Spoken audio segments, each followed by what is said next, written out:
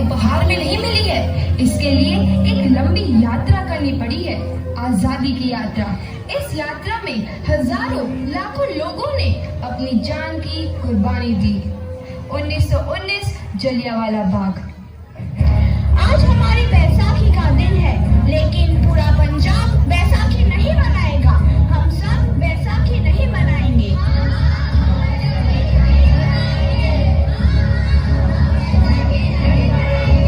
जब तक हम अंग्रेजों को भारत से बाहर नहीं निकाल देते, पूरा पंजाब बैसाखी नहीं मनाएगा। अच्छा, तो तुम सब हमारा विरोध करता है। भाग जाओ यहाँ से, इसका अंजाम बहुत ही बुरा होगा। हम नहीं जाएंगे, तुम रुक जाओगे।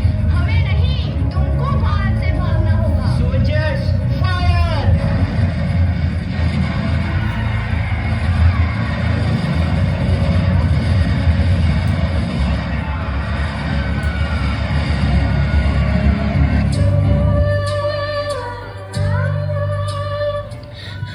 ये जमीन हमारी, ये धरती हमारी, ये खेत हमारे।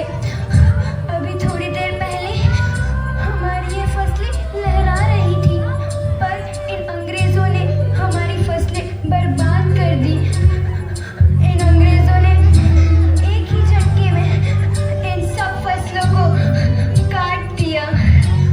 अंग्रेजों, तुम्हारे इस अत्याचार से हम डरेंगे नहीं।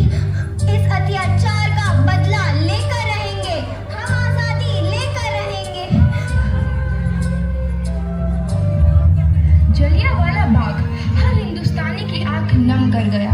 इस कांड में कितने मासूमों की आहुति चढ़ गई। इतनी हैवानियत से इंसानियत कत्ल कर दी गई। जलियांवाला बाग के हत्याकांड ने आजादी की आग में घी देने का काम किया। मासूम औरतों, बच्चों की दर्द भरी चीखें और सिसकियां इनकलाब का गूंज बनकर उभरी। लाला लाजपत राय, भगत सिंह, राजगुरु, सुखदेव सरीखे क्रांतिकारियों ने भारत की इस जमीन से विदेशी दरिंदों को निकाल फेंकने के मंसूबे मजबूत कर लिए। 8 अप्रैल 1929 लाला लाजपत राय के नेतृत्व में साइमन कमीशन के खिलाफ एक भारी जुलूस निकाला गया। Simon commission, Simon commission, Simon commission, Simon commission, Simon commission, Simon commission, Simon commission, Simon commission, Simon commission. बेवकूफ इंडियंस, तुमको हमारी बात समझ में नहीं आती। Stop this. साइमन कमीशन नहीं मानता। I said stop this। लाला जी, आप आगे बढ़ो, हम आपके साथ हैं। लाला जी, संघर्ष करो, हम आपके साथ हैं। लाला जी, संघर्ष करो, हम आपके साथ हैं। लाठी चार्ज करो!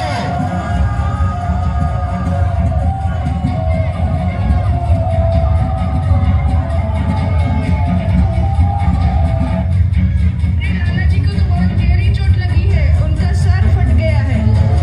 मेरे शरीर में लगी एक एक लाठी अंग्रेजी सरकार के कफन में कील का काम करेगी। ये आजादी की लड़ाई रुकनी नहीं चाहिए। ये जिम्मेदारी मैं तुम सबको सौंप कर जा रहा हूँ। लाला लाजपत राय की दर्दनाक मौत के बाद भगत सिंह, सुखदेव, राजगुरु वतन के इन मतवालों के खून में ऐसा उबाल आया जिसका सामना करना अंग्रेजी सरकार के लिए मुश्किल हो गया। अंग्रेजों को करारा जवाब देने के लिए स्कॉट और सैंडर्स को मारने की रूपरेखा रची गई।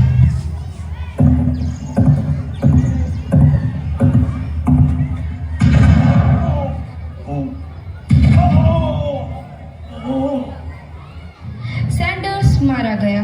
चारों तरफ तहलका मचा था। दीवारों पर लिखा था, लाला जी की मौत का बदला ले लिया गया है। भगत सिंह समेत सभी वहां से फरार हो गए। 8 अप्रैल 1929 दिल्ली में ब्रिटिश सरकार की सेंट्रल लेजिस्लेटिव असेंबली की बैठक में 2 बम धमाके की आवाज सुनाई दी।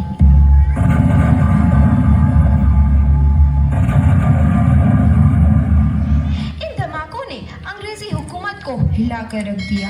इस घटना को अंजाम देने वाले भगत सिंह, राजगुरु और सुखदेव ने अपने आप को अंग्रेज हवाले कर दिया।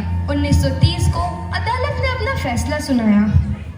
मुलजिम भगत सिंह, मुलजिम राजगुरु, मुलजिम सुखदेव को दफा 121 और दफा 302 के तहत ये अदालत तीनों को मुजरिम करार देती है और इस गुस्ताखी के लिए ये अदालत इन तीनों को सजाए मौत की सजा सुनाती है।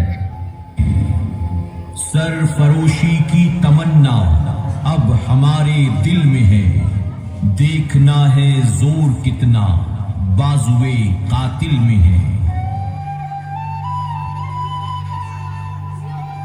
भगत सिंह और किशन सिंह वादे मुलाकात की हाल में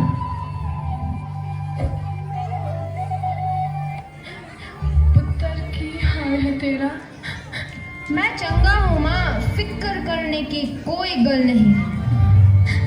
पुत्र, मेरा दिल तेरी तरह पत्थर दिल नहीं होगा।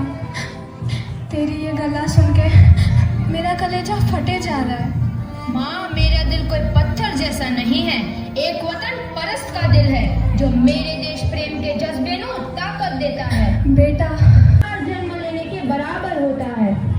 अच्छा माँ, अब आशीर्वाद दे, आखिरी बार विदाई लेने का समय आ गया है। भगत, मेरे लाल,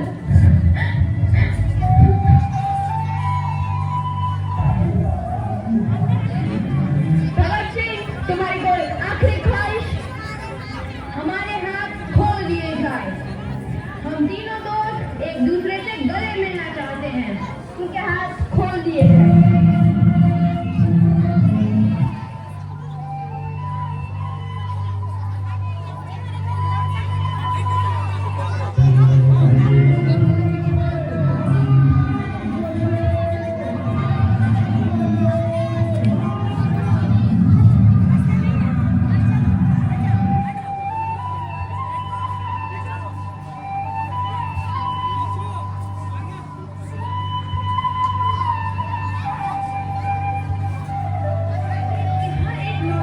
मन में आजादी की नई उमंग हिलोरे लेने लगी।